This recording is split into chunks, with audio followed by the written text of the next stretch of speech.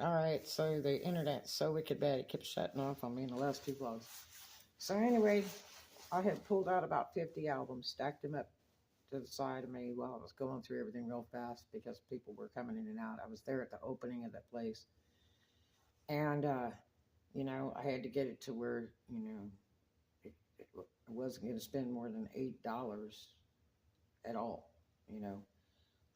That would be the max. Party's over. That's it. That's all there is. And that's really hard to do going into a place because you may see some other things that you know are valuable that you really need to pick up before anybody else does and all that. I couldn't buy anything else. I just couldn't.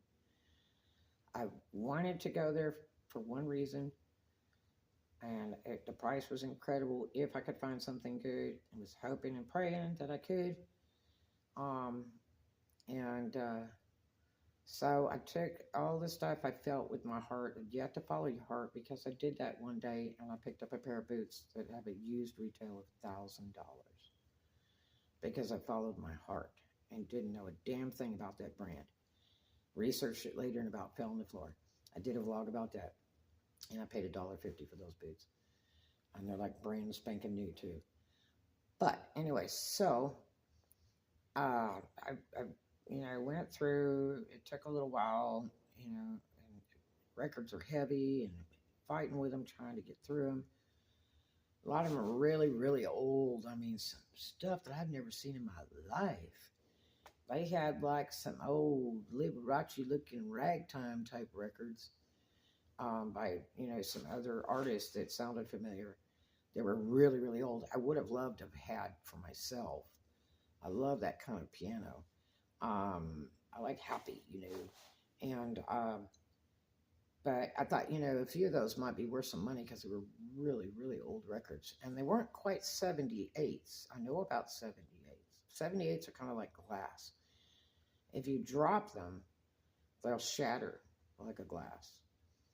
Where a vinyl record, if you drop it, it doesn't shatter. It just kind of bounces around, and get scratched kind of easy with dirt on the ground or whatever, or it'll chip the side a little bit. But and maybe that's why they went to vinyl. I don't know. But and maybe it was cheaper for production. Who knows? But I do love the old 78s. God, they're neat and they sound so cool. They're kind of like listening to music out with a tin can with a string on it to another person with a tin can with the string tied to it. That's kind of a weird sound, like old Victrola sound or something, but the stuff's amazing. I used to have a huge 78 collection, and I gave it to somebody to have them put it on tape, and they had a radio station in the valley in California, and I never got them back. And I never got the tape. Today they're worth truckloads of money.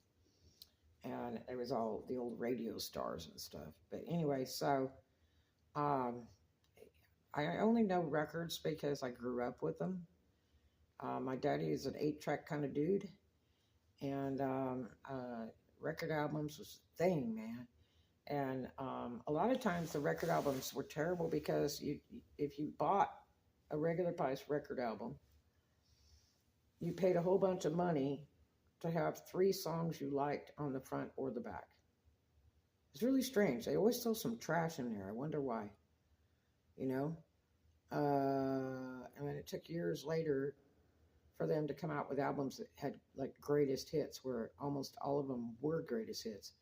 But otherwise, usually when you bought the new record that came out from somebody, there was only 2 or 3 songs that were worth a crap, and the rest was all some, what we used to call B-side or flip side or backside junk that nobody ever was going to listen to. You ever done that?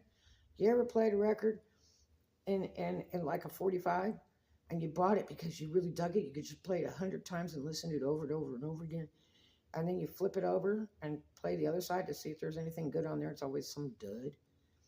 So that's what albums were like when I was a kid. And so for me, it was a much better investment buying for like 99 cents, brand new, at Warehouse Records, and just go in there, hanging out for an hour or two, like after school, and buy a few records and just have a collection. By the time I moved to my daddy's house, I had a huge collection. Huge. And then that was stolen out of the car that I used to move it to a place that I went to live in. They stole the stuff right in front of the house. I mean, I had the trunk full, all the back seats full. It was so bad, it broke my heart. But anyway, so I know a little bit about record albums. Um, and so, anyway, I had that stack of records at this store. Moved it over to another spot, grabbed a chair that they had, and I'm researching all these records. I don't like to buy anything without researching it. I don't care what anybody says, because it'd just be a bad investment. It's better to research it on the spot just to make sure, because I thought, well, if I got some of these old, like, Roaring 20s style piano records, there was like 3 of them by a famous piano player, and they were in nice shape, covers and all. Somebody liked that particular person's music, and I said, man, this is kind of cool. I could have 2 or 3 of this. I lot them together for some good money, or sell them separate. And when I went to research them, I just wasn't seeing anything. Now, you always got the crack sale sellers. They'll sell anything for $1, 10 cents on the dollar, because they need dope. Those are the really naive eBay sellers and internet sellers, because they go, well, I got it free out of the trash can, or I paid a quarter for it, so like I'm making my money at 10. No, you're not. When you get under $20 on something on eBay, you're paying so many fees out. By the time your total cash intake comes to you after shipping and the cost of the item and all the stuff to wrap it up with, and all that crap, and your eBay fees, your promo fees, you're making what, $1.60? I don't have time for that. And I'm not packing up 42 items that are $10 to make $1.60 each sale. It's not happening. I want at least $25 in my pocket each sale, and pack up 4 of those suckers in an hour. I just made $100. You know what I mean? So anyway, time is money, gas, supplies, all that stuff. Time photographing, listing, researching. It's all money. So anyway, I'm going through that stack, and the ones I kind of thought might be really iconic, because you would never find them. You would never find them. And obviously most of that stuff was, donated, and it was somebody that probably died that was probably in their 80s or 90s. So they had, their original record collection since they were a kid. And, you can't buy those records anymore. You just can't find a lot of them. They even had some old Liberace in there, man. I bought like 4 of those suckers. But anyway, so research is key, that's for sure. Anyway, this particular record, Misty, my dad said when I was like 12 or 13 that he actually dated the girl they wrote that song about. And my dad's no big liar and no hustler at all. Very stern Navy man. And so, that's kind of impressive. But anyway, and Misty's an okay song.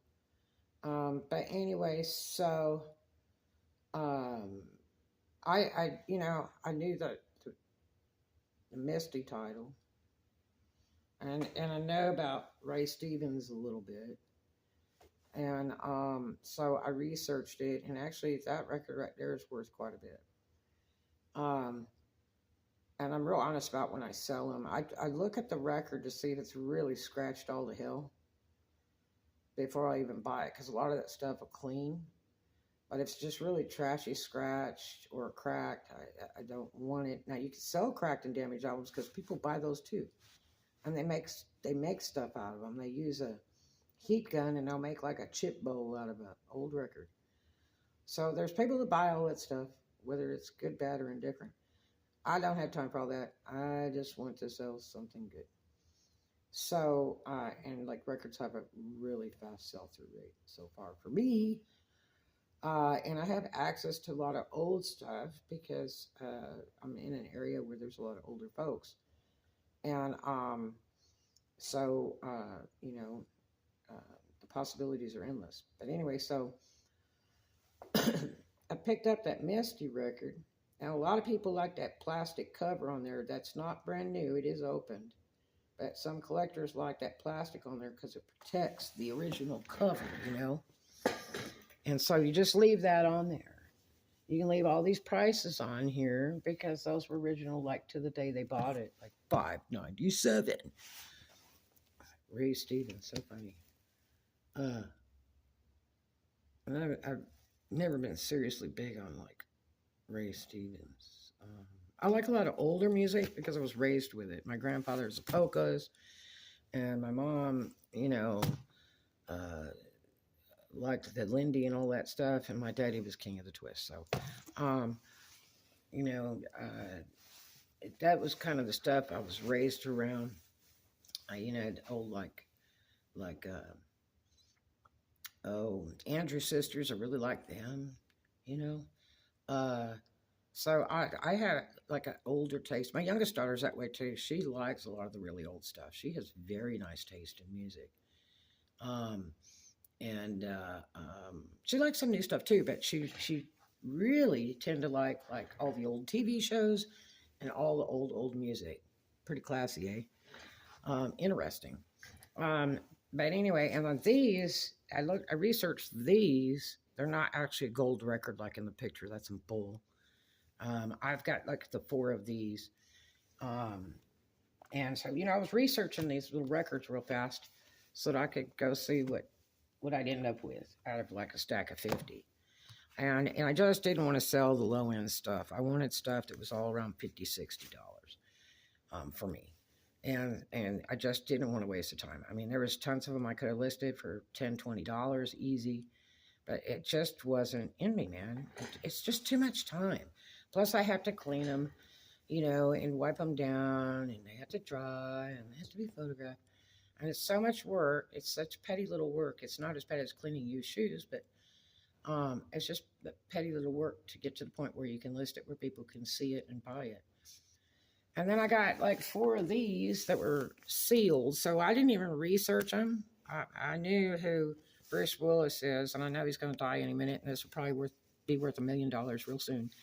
Because a lot of times when these famous people pass away, that's when things get very valuable, because they're not going to make any more.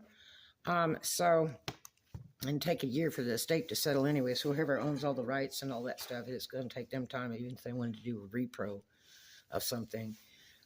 It's going to take at least a year to get to that. So people will be fighting over this stuff just as soon as they stop breathing, you know what I mean? So anyway, I got like 4 of these sealed records, okay? And I mean, they're just mint. They're nice.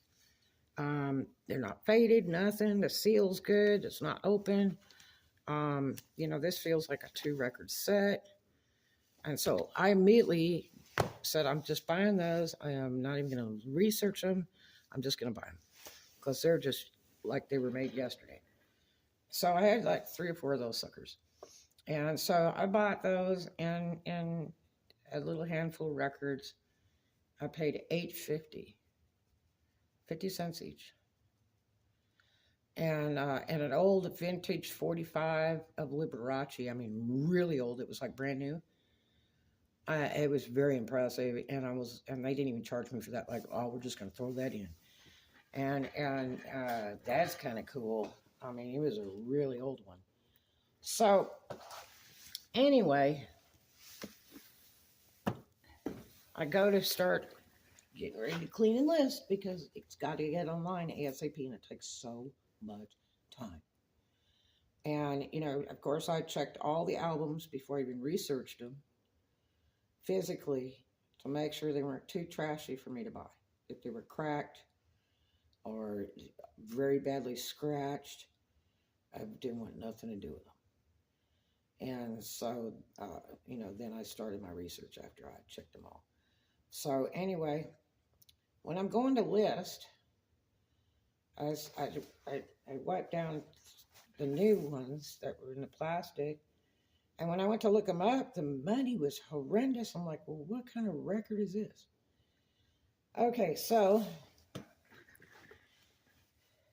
This is different than this, or this, or this. That's not a record. How do you like that? Okay. I heard about that once upon a time years ago and never paid any attention to it because I would have the latest thing. I got a bank loan to get a $900 RCA, the newest VCR, best, nicest thing, high end. I literally had to sign a bank loan and use my car as collateral to get this VCR when my kid was a baby. Because I wanted it to play educational VHS tapes on for her. So she was, working her brain as a baby, not even walking or talking, you know what I mean? So, I do stuff like that, just like putting the alphabet up on the wall on a big poster. And then, the baby sees that every day. And so it's already instilled into their brain. It works every time, I'm telling you. They're like automatic, where this stuff's familiar to them because they grew up around, you know what I mean? And I've never been a believer in cartoons. They're like really violent. And like my dad has always said, you sit in front of the TV, you'll get square eyes. They're just a total waste of time. You can read a book and get more education out of a book than you will to TV. Now today you have to buy internet or cable TV to watch TV and all that crap. And you can watch YouTube for free. Or you can upgrade and get expensive stuff and you watch it from your darn phone if you wanted. Or you can jump on somebody's Wi-Fi at some place that you're buying a soda pop at and use it free. And you can sit around and watch all kinds of junk if you have the time to do that. I don't. But anyway, so this is different than this. And this reminds me of like when 8-tracks went to cassette and then there was beta and then VHS and all that other stuff. See how long beta lasts? There's a joke. It was a smaller tape than VHS if you've ever seen one. That was supposed to be the newest thing. I had a friend of mine that had a brand new beta player and he just said, this is the thing. And all I was seeing was they were trying to get into smaller, lighter storage. Have you ever had to move? Man, I moved hundreds of records. Hundreds that got stole out of that car. They're so heavy. It takes forever. If you think furniture is heavy, try moving your record collection. Oh my gosh. And so, I imagine that, when they went changing from, 8-track cassette to record albums to CDs and all this other junk, that it was just for storage purposes. It was less storage. I'm looking at this record, researching. It's huge money. People are selling it for $300-$400 for this, sealed. And I'm like, well, I need to get more records like this. And every one of those, like, I don't know, I got 3, 4, 5 of them, brand new, sealed, like they were made yesterday, gorgeous condition. I got one that's Robin Williams. I got this. I got some others. And I was like, dude. So I'm researching. I don't understand. It says stereo. Okay. Dolby sound. Okay. Great. And then it says widescreen laserdisc. Well, widescreen is theater. I don't get it. And it's a record. It's got to be record because it got out of the record place. It's the same size as a record album, right? Totally same size. But guess what? It's not. This is a laser disc. And what this does is it is played on a machine that's made for it called a laser disc player. And sort of like a VHS or a beta player, same thing, different day. And so that laser disc was something I'd heard about a million years ago. And if it would have been any good, I'd have bought one for real. It wouldn't make a difference what the price was. I'd have bought one. But they were phased out like in the late 80s, early 90s or something, I guess. And today to get a laser disc player, you will pay probably nothing less than $1,000 for used one. They're really hard to get, but people still want them. And these so-called record albums, the laser disc, that I bought for 50 cents, with these other record albums, you can about name your price. Because like I say, I researched, and there's some that are actually on the solds on eBay for $300-400 each, used even.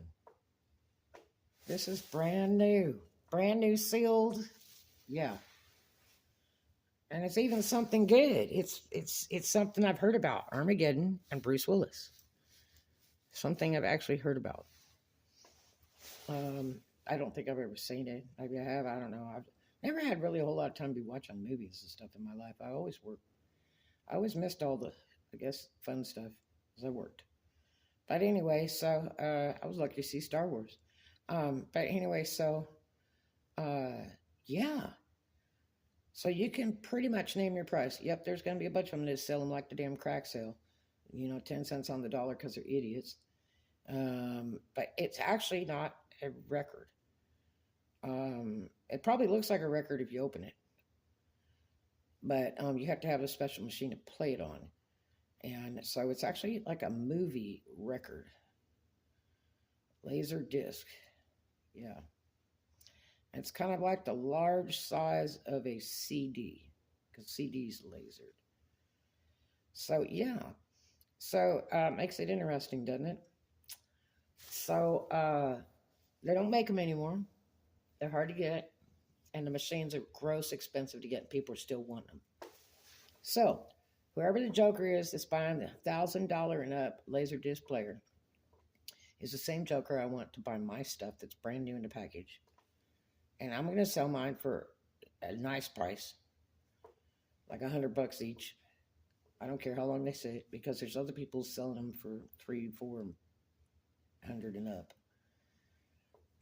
And I'm not in to babysit it, but you won't get any more of these.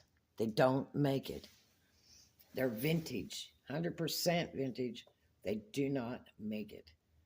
Vintage on eBay is classified as 20 years or more. So that's vintage. And as a matter of fact, this one is like what, 1997 or 98 or something. Let's see, what is it? I'm trying to be real careful with it because I don't want to damage the plastic cover. 1996 and 1997. Voted best original screenplay.